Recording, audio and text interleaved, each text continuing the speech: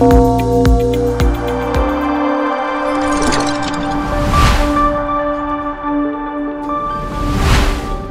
Business today रे आजिर मुख्य खबर।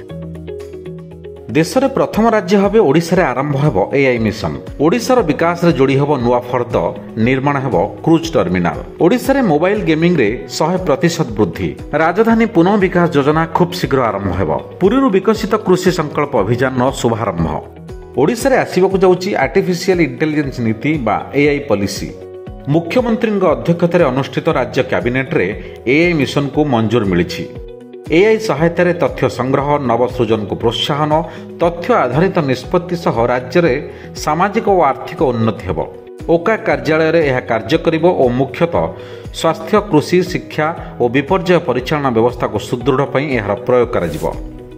ओडिशार सुदीर्घ बेलाभूमि को अर्थनैतिक विकास सह जोड़िबा लगी राज्य सरकार योजना करुछंती। सबुदिनिया गभीर जल बंदर क्रूज टर्मिनाल और मेरीना बहुमुखी बंदर जहाज निर्माण और मरामती पई निवेशक मानक आह्वान दिया जाइछि। एही परिप्रेक्षी रे आसंता जून 5 रे भुवनेश्वर एक निवेशक सम्मेलन हेबो।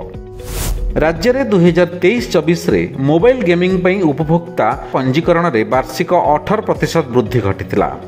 किंतु 2024-25 आर्थिक वर्ष रे सेथिरे 100% वृद्धि घटिछि।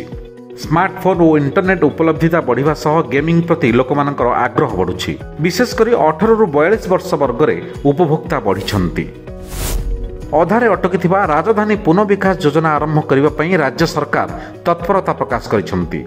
राजमहल छकरू मास्टर कैंटीन पर्यंत यूनिट 2 अंचल 410 सरकारी क्वार्टर्स को भांगी एही स्थान रे बहुतल विशिष्ट आवासिक और वाणिज्यिक कोठा निर्माण हेबो। एही अंचलरू 222 क्वार्टर्स खाली करा जाइछि और बाकी क्वार्टर्स 6 मास मध्य खाली करने को नोटिस देछि साधारण अभियोग और साधारण प्रशासन विभाग। जातीय स्तर यह कार्यक्रम को शुभारंभ करिसेंती केंद्र कृषि मंत्री शिवराज सिंह चौहान। कृषि और कृषकों विकास नहीं गुरुत्वारोप करने सह कृषि वैज्ञानिकों को लैब्रु बाहरी लैंड को जीवाकू परामर्श देइछंती। विश्व बाजार रे कोरापुटर चाउल पहुंचिबो बोली केंद्र मंत्री दृढ़ प्रतिश्रुति। It's all of your business. Business breaking.